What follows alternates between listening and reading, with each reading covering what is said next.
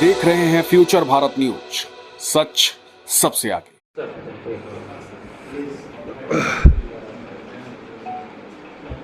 चुनाव के बाद एआईसीसी के निर्देशानुसार, क्योंकि अभी 5 चरण का चुनाव बाकी था, तो मैं दिल्ली चला गया था प्रचार को लेकर, पार्टी के लिए प्रचार करना है। लेकिन इसी बीच इस बात की जानकारी मिली कि कटिहार के बहुत सारे प्रखंडों में आगजनी हुई है और उस आगजनी में बड़े पैमाने पर लोगों का नुकसान हुआ है। लगभग पूरे ज़िले में 600 से ऊपर जो मकान है वो क्षतिग्रस्त हुए हैं और सभी लोग उससे प्रभावित हैं। आज भी हम लोग कुर्सेला से लेकर इधर बरारी के विभिन्न क्षेत्रों में हम लोग गए।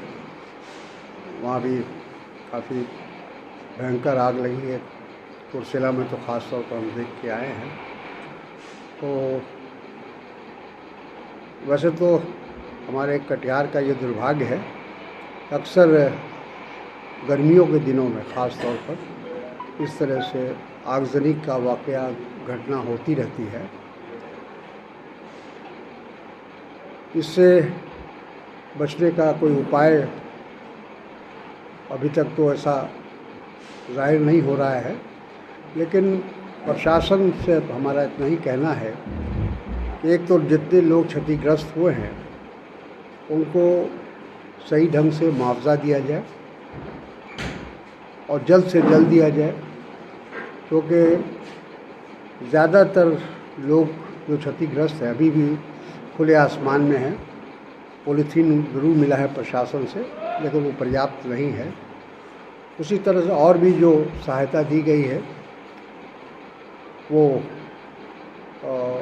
जितनी क्षति हुई है उससे अगर उसकी तुलना की जाए तो बहुत कम है। तो हम लोग की मांग यही है कि सरकार के अनुसार या उनके जो कोड ऑफ कंडक्ट है उसके अनुसार जो भी सुविधा दी जा सकती है देनी चाहिए। और मेरी अपनी राय ये है कि इसमें थोड़ा लिबरल होना चाहिए। अक्सर हम लोग बहुत प्रशासन ख़ास तौर पर वो जो गाइडलाइन है उसको फॉलो करते हैं, तो उससे बहुत सारे लोग उस सहायता पाने से वंचित रह जाते हैं। तो उसमें भी थोड़ा रिलैक्स होना चाहिए। दूसरा, दंगल को लेकर आग बुझाने की जो समस्या है वो ये है कि कटिहार से या अनुमंडल मुख्यालय से उसकी व्यवस्था है तो वो बहुत पर्याप्त नहीं है और काफ़ी उसमें विलम्ब होता है पहुंचने में। जब तक जो क्षति होनी होती है वो हो जाती है। तो इसको डिसेंट्रलाइज करना चाहिए, इसकी कोई व्यवस्था प्रशासन को करना चाहिए कि अलग अलग उसका मुख्यालय हो, अलग अलग सेंटर हो, जहाँ से जल्द अगर किसी भी प्रखंड में किसी भी पंचायत में आग लगती है तो वहाँ दमकल अविलंब पहुँच जाए या कम से कम समय पहुँच जाए, जिससे क्षति को बचाया जा सके। तो मुख्य रूप से तो आज का जो ये प्रेस कॉन्फ्रेंस था इसी संबंध में था कि हम लोग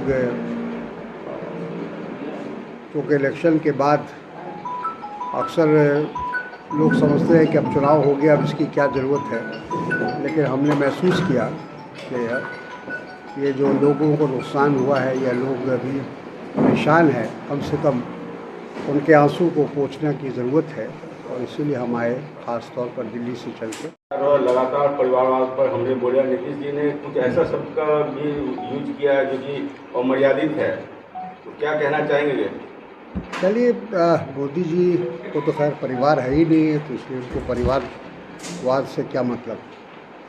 उनको परिवार का जो एक मोह होता है या लगाव होता है वो उनको है ही नहीं, इसलिए वो उनकी बात को तो हम लोग माफ़ कर सकते हैं। नीतीश जी का भी वही हाल है मिला जुला के, और हमको ये लगता है कि इनके पास कोई मुद्दा है नहीं, और जब कोई मुद्दा नहीं रहता है तो भाई 10 साल मोदी जी का शासन रहा, 18 साल अब होने को है नीतीश कुमार का शासन रहा, तो बजाय अपनी उपलब्धि के वो कभी परिवारवाद पर, कभी धार्मिक उन्माद पैदा करने का काम करते हैं, कभी लोगों को एक तरह से जो मूल मुद्दा है हमारे देश का वो सब लोग जानते हैं कि वो है बढ़ती हुई गरीबी है, बेरोज़गारी है, भ्रष्टाचार है, महंगाई है। इन मुद्दों पर हमारे प्रधानमंत्री भी बात नहीं करते हैं, नीतीश कुमार भी बात नहीं करते। पलायन पर, बड़े पैमाने पर बिहार से पलायन क्यों होता है, इस पर नीतीश कुमार जी जवाब दें। तो इसलिए उनको लगता है कि और कोई मुद्दा हमारे चलेगा नहीं, और कहने के लिए उनके पास जब बचता नहीं है तो परिवारवाद पर और धार्मिक भेदभाव पैदा करने का काम करते हैं, जो आजकल प्रधानमंत्री जी हमारे कर रहे हैं। धार्मिक उन्माद पैदा करने की कोशिश कर रहे हैं, क्योंकि उनको लगता है कि इसके अलावा कोई अब उनके पास हथियार नहीं है, कोई मुद्दा नहीं है जिससे वो चुनाव को जीत सके। उस सीट को किस नज़रिए से देख रहे हैं, और उस सीट कांग्रेस के लिए कितना खास है? क्या आप चुनाव प्रचार में जाएंगे उस सीट में? देखिए, वो परंपरागत जो रायबरेली सीट है वो कांग्रेस की है। फिरोज़ गांधी जी पहली बार वहाँ से जीते थे, उसके बाद इंदिरा गांधी जी जीती, और लगातार सोनिया जी जीतती रही।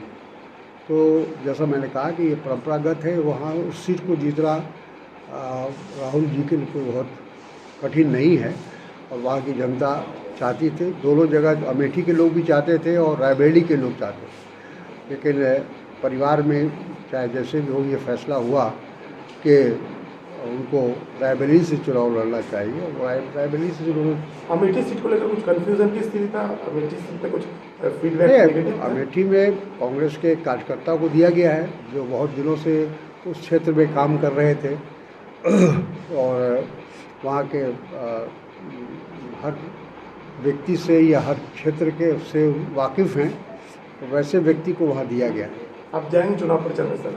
अगर ज़रूरत होगी तो ज़रूर जाएंगे, थैंक यू। हमारी आवश्यकता होगी तो ज़रूर जाएंगे।